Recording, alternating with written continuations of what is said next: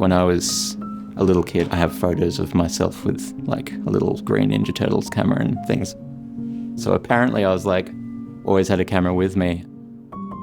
And then slowly I think I just became known as the camera person.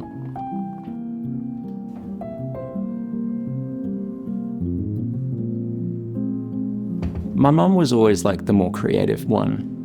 She always had the eye for design, like everything was beautifully arranged in the house. So I connected with my mum on that level.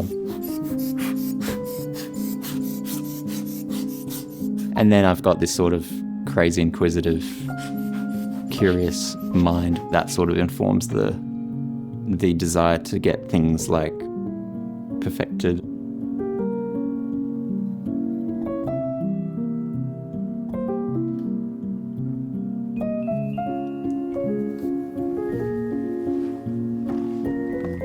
I did study art for a little while, so I hung around artists in that kind of world.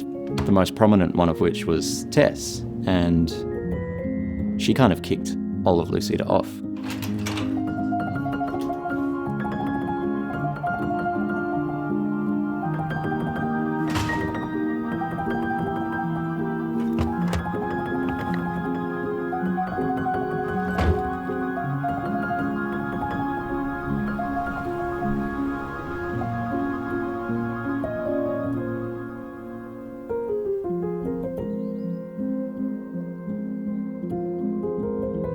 Usually from the driveway to, halfway to my destination, I'm just like ticking off everything like C-stand, tripod, film, camera, all those little things that are easy to forget, like clamps and all that stuff. What do we shoot first? What's the, what are the priorities?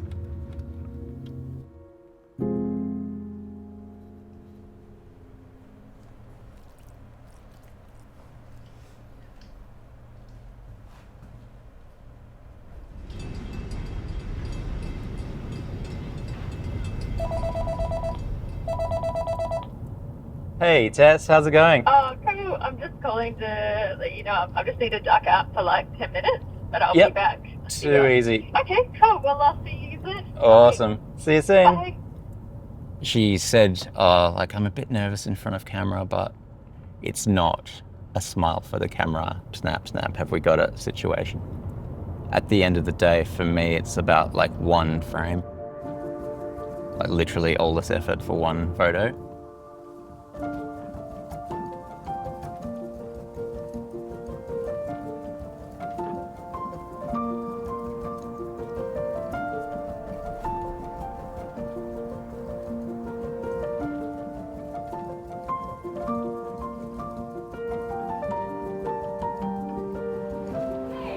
Hey Tess, how's it going?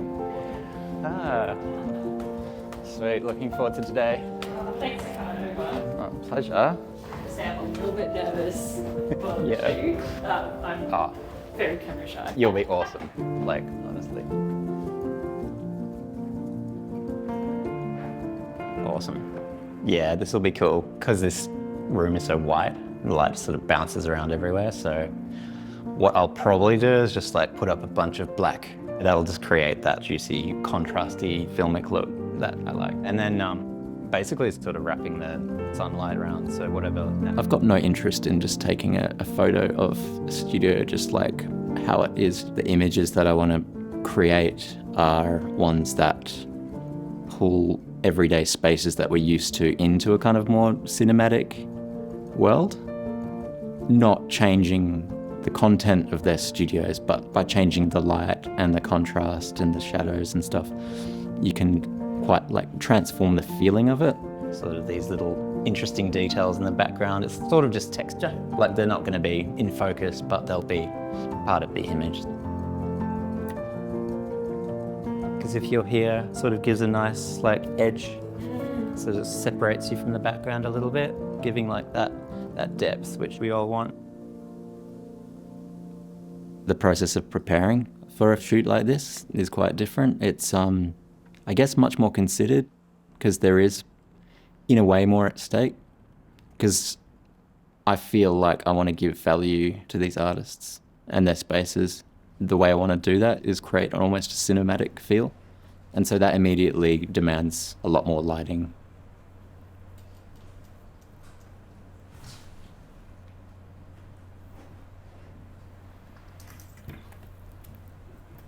When you go to all that effort, you want to capture it in the best format possible as well, which I guess is why we go large format for these things. Cool. Alrighty.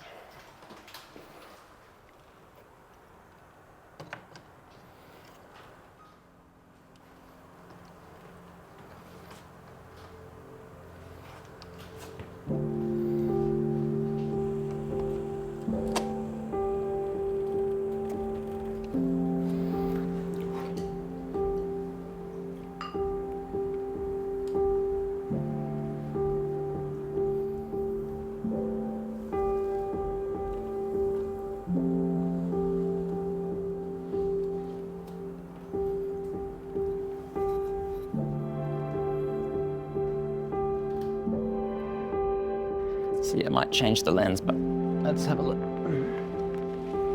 Get a little cape on. Yeah, I know. That's the real reason I just want to be like in a nice private little space away from the world. Yeah. It's actually kind of nice. I'm only shooting this way from now on, just have a constant hood over.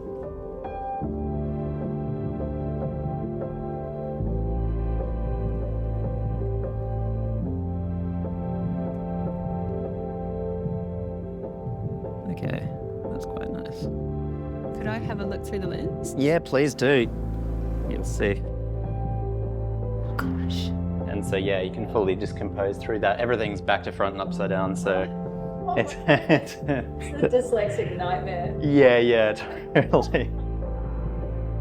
I don't even understand how you even approach. It's a completely different experience. So people's preconceptions about photo shoots, they just go out the window. Be sort of contemplating your artwork, like thinking about like whatever you might think about, and All right. and just natural, like resting face. Yeah. Yeah, cool. It's not like. Can you talk me through the shot idea? Yeah, so this is a wider shot of Tess in her studio, and the idea is, with all this black stuff, is to sort of create a bit more depth and contrast. So what we've got is natural light coming in through this window, and yeah, that usually motivates where the artificial light comes in. So we've got nice like sort of hard light on the body from this little fixture here. And so that's nice for contrast. And then, yeah, we've got like a little lamp back here and sort of just arranging things to sort of give maximum amount of layers and depth, which just sort of draw you in and like just, yeah, make it a bit more intriguing and interesting.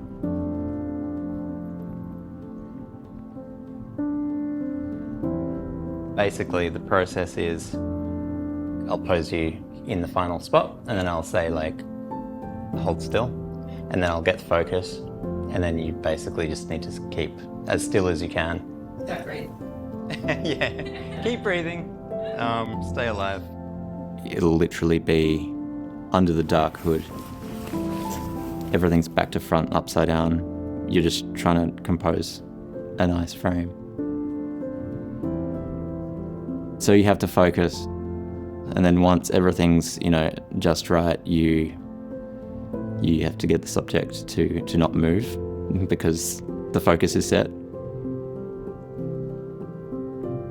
I like the slight lean forward like that you're doing at the moment, like, yeah, that's quite nice. And if your chin is sort of around a little bit towards the other way, yeah, maybe split the difference, like a little more this way. A little bit more. Yeah, like that's nice. Let me just see. Yeah, hold that position. Yeah, that's beautiful.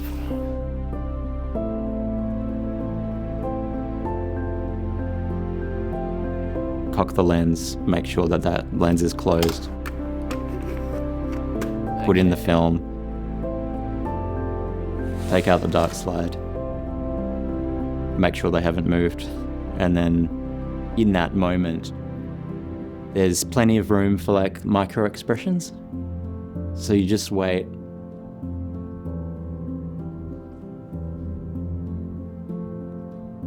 You're just looking for that, maybe like a twinkle in it, taking the shot.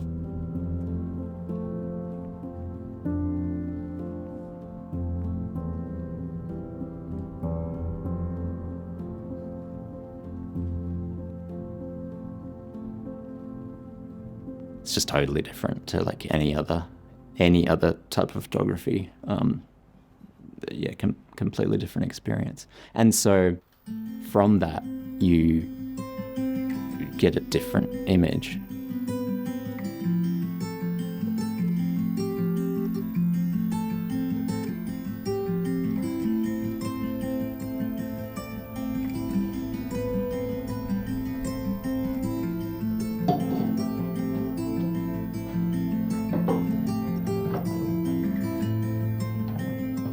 I am interested in film and what images can say on like an emotional level as well.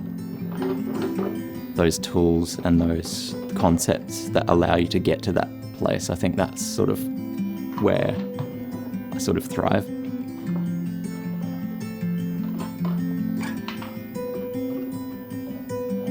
I've always had a sort of interest in like science and potions and alchemy and all of that sort of stuff.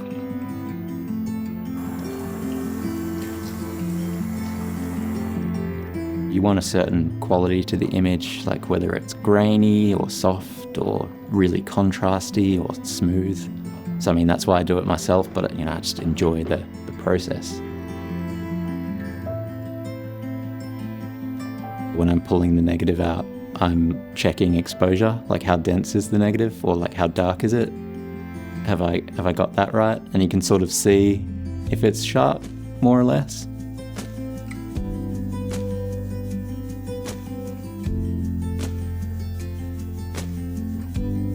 And then just the general composition of it. Is it like what I had in my mind when I took the photo? Because behind that dark cloth, like, it's not as clear of an image as you might think it is. That's one of the joys of film photography, I think. It's like opening a Christmas present, in a way.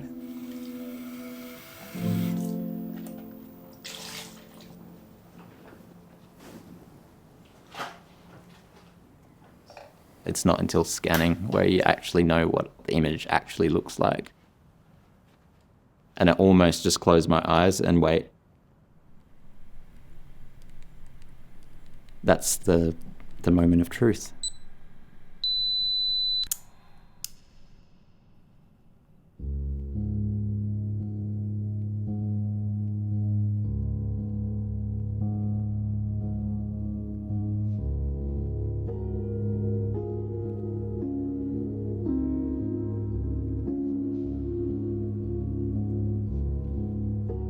What is the ultimate photography of an artist or creator in their space, and what does that encompass? I guess it's a journey to discover exactly what that is, but I feel like people inhabiting a space that they've not only created, but that space affects them back, but also affects the work that they create. Just being able to create those compelling images that actually like affect you would be my ultimate goal. On Tessa's shoot, there were a lot of feel-good moments. I think it was mainly around gratitude, because I'm so grateful to like be in someone's space like that, because it's so imposing. Like there's all of this gear everywhere for hours. And so I'm just like incredibly grateful for that access, because I get to do this and create this awesome image of your awesome space. And yeah, it goes both ways, like hearing that they are like so grateful to have my photos taken there, like that they're worth it, is really cool. Like, because to me it's just like a gift, and to them apparently it is too, so that's cool.